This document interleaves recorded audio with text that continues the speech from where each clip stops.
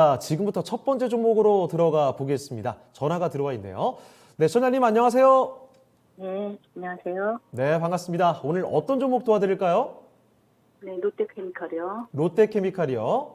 네, 예, 매수하신 가격하고 비중 말씀해 주시죠. 네, 28만 4천 원에 예. 40%요. 28만 4천 원에 40%. 네. 비중을 제법 많이 좀 담고 계신데 28만 원이면은 매수하신 지는 몇 달 좀 되셨죠? 오래됐어요. 오래되셨고요. 네, 지금 비중도 많으신데 주가가 좀 많이 내려가는 추세. 그래도 좀 바닥 찍고 좀 올라오긴 했습니다. 현재는 22만 9천 원대에 있는데요. 자, 그러면 지금 어떤 점이 가장 궁금하실까요? 이 주식이 갈 수는 있는가? 예. 좀 단기적으로는 어느 정도나 갈 수는 있는가?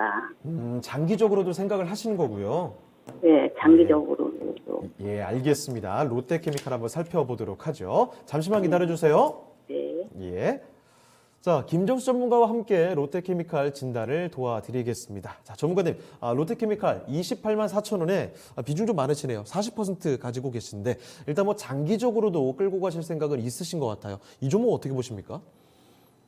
뭐 싸게 사면 괜찮을 것 같은데 예. 저는 아직도 거품이 껴있다고 생각을 하거든요. 아, 우리가 LG화학하고 네. 롯데케미칼의 가장 큰 차이점은 뭐가 있을까요? 어떤 점일까요? 똑같은 네. 석유화학, 음. 순수 화학 쪽 관련된 사업을 하고 있지만 예. 우리가 LG화학은 2000 석유 년도 관련된 배터리로. 사업을 하고 있지만 배터리로 많이 인식을 하죠. 그렇죠. 그렇게 인식하고 있죠. 그렇죠. 그리고 이 배터리는 좀 트렌드의 중심에 예. 있다 보니까 우리가 배터리 관련된 대장주를 사고 싶으면 음.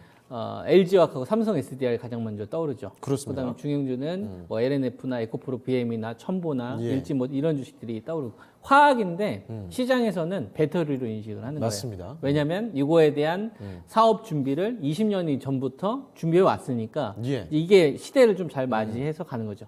그래서 똑같은 화학주로 분류를 하고 있지만 예. LG 화학은 성장 동력, 새로운 이 비즈니스 이 모델에 대해서 성공 가능성을 시장에서 인정해주고 밸류 쳐주는 거예요. 예. 그러면 롯데케미칼 같은 경우는 LG 화학에 비해서 훨씬 더 낮은 밸류에서 형성을 하고 있는 게 똑같이 화학주로 분류를 하고 있지만 예. LG 화학 같은 한 방이 없는 겁니다. 음. 뭐 배터리가 됐든 네. 뭐 OLE가 됐든 반도체 소재가 됐든 뭔가 좀 신성장 동력으로 밀 수 있을 만한 부분이 안 보이니까 현재 이 LG화학 같은 경우에는 이제 순수화학이다 보니까 순수화학이라는 거는 우리가 입고 있는 옷이라든지 이런 노트북이라든지 예. 이런 걸 만드는 데 있어서 필요한 그 것들을 이제 정제해서 만드는 거거든요. 재료가 되는 것들이죠. 그렇죠. 뭐 우리가 뭐 중동이나 미국에서 원유를 수입을 하게 되면 그걸 이제 정제를 해서 나프타를 만들어서 그걸 가지고서 예. 이제 우리가 뭐 폴리에틸렌이라든지 이런 걸 가지고 폴리에스테르라든지 이런 예. 걸 만들어서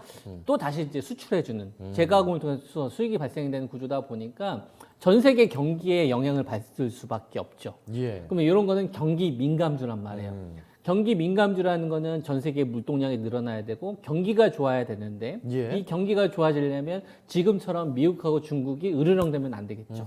공정한 무역 경쟁이 있었던 시기, 전 세계가 가격 논리와 경쟁에 의해서 활발하게 움직였었던 구간은 예. 이런 경기 민감주들이 시장을 주도합니다. 대표적으로 2009년도에서 2011년도 요 시기 중국이 전 세계 공장 역할을 했었던 시기는 예. 공정한 무역이었으니까 물건만 잘 만들면 됐단 말이에요. 근데 지금은 공정한 무역이 아니라 보호무역이죠. 그렇죠. 말을 안 들면 때리고 네. 그러다 보니까 설사 물건을 잘 만들어서 수출한다고 하더라도 미국 눈치를 봐야 되느냐 중국 눈치를 봐야 되느냐 이런 리스크가 동반되는 상태다 보니까 예. 똑같은 1조를 벌어도 2010년도에 1조를 버는 롯데케미칼과 지금의 1조 케미칼은 롯데케미칼은 예. 훨씬 더 낮은 밸류에서 거래될 수밖에 없는 부분들이 있다 이겁니다. 예. 그래서 실적이 증가하는 게 중요한 게 아니라 롯데케미칼의 몸값을 상승시킬 수 있을 만한 구조적인 변화가 나왔었을 때만 예. 조금 더 비싼 가격에 살 수가 있는 거고 그렇지 않게 되면 좀 비싸게 살 필요는 없지 않나 네. 이런 부분들이 있는 거죠.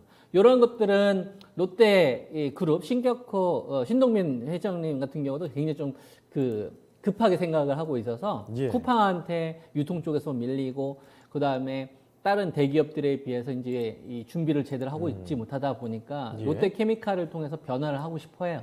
회사의 어떤 변혁을 이루고 싶단 말이에요.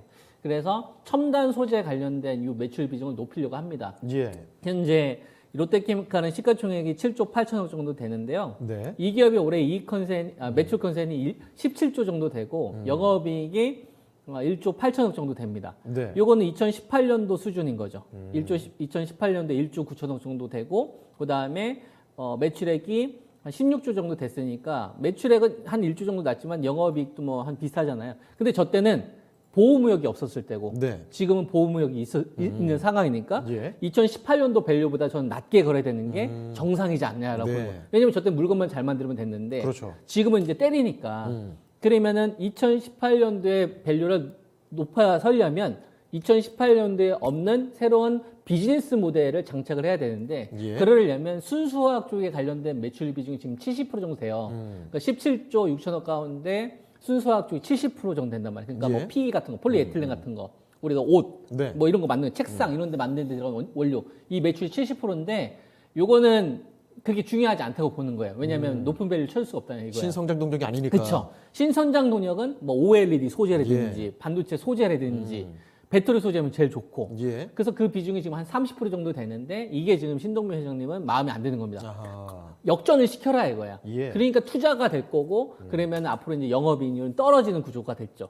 네. 떨어지는 구조가 가겠죠. 근데 이거는 좋은 방향인 거예요. 예. 왜냐면 구조적으로 신선장 동력 쪽에 대한 부분을 키우려고 하는 거니까. 그러니까 초반엔 돈이 많이 들어갈 수밖에 없는 거니까 네. 높은 영업이익률이 중요한 게 아니라 매출을 구성하고 있는 순수화학에 대한 매출 비중보다 예. 첨단 소재에 관련된 매출 비중이 높았었을 때 뭐 그 시청자님께서 얘기하셨던 대로 중장기 투자가 가능한 거고 네. 그 요인이 과시화되지 않았을 때는 철저하게 저는 싸게 사야만 그나마 좀 먹을 게 있지 않나. 예. 뭐 적자 기업은 아니니까 뭐 대규모 유상증자나 이런 리스크는 상대적으로 없지만 큰 성장 동력이 없고 이런 가시적인 성과가 나오기 전에는 저는 뭐 큰 높은 프리미엄을 주고 살 필요는 좀 없다. 이런 예. 관점이에요. 그래서 제가 제시해 드릴 수 있는 요 가격대를 제시를 좀 해드리자면 지금 네.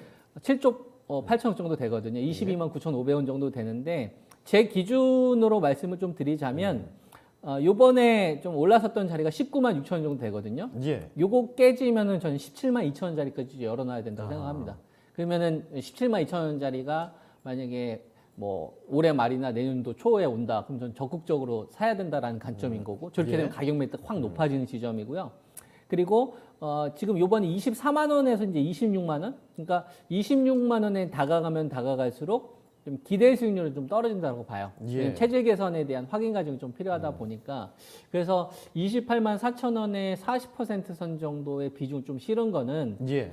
저는 좀 많이 비싸게 사지 않았나. 그래서 비중에 대한 좀 아쉬움이 있어서 예. 전 비중을 좀 차라리 좀 반등 구간이 전개가 됐을 때 오히려 좀 낮췄다가 예. 최대한 좀 싸게 살 수 있는 타이밍을 노리시는 전략이 저는 훨씬 더 효율적일 것 같습니다. 그러면 26만 원 그 정도에서 비중을 좀 줄여가는 게 좋을까요? 26만 원으로 다가오면 다가올수록 비중 축소 의견이고요. 가까우면 가까울수록 그리고 만약에 반등 안 나오고서 만약 밀릴 수 있잖아요. 예. 그러면 오히려 전저점이 깨지면 예. 오히려 투자 매력이 더 높아지니까 오히려 저 구간에서 더 담을 생각을 하면 좋은데 그러려면 중간에 가지고 있는 이 40%의 비중이 먼저 선제적으로 좀 예. 조절이 되셔야 될 것 같아요. 그래야지 뭐 추가 매수를 하더라도 예. 어차피 같은 돈으로 수량을 더 많이 사면 좋은 거잖아요. 그렇습니다. 그렇게 저는 뭐 대응 전략을 제시하겠습니다. 네. 자, 시청자님 일단은 뭐 오랫동안 끌고 가실 생각이시라면은 가격을 조금 낮춰가는 전략이 필요할 것 같습니다. 그래서요, 일단은 26만 원에 조금씩 가까워지면은 비중을 점차 좀 줄여 가시고 그리고 다시 주가가 좀 조정이 나오게 되면 만약에 직전 저점이었던 19만 6천 원 그때를 이탈하게 되면 더 내려갈 수가 있거든요. 그렇게 됐을 때 그때 비중을 좀 늘리시는 전략으로 평균 단가를 좀 낮춰가면 좋을 것 같습니다. 참고되셨습니까? 네. 네, 다음에 또 전화 주세요. 네. 예.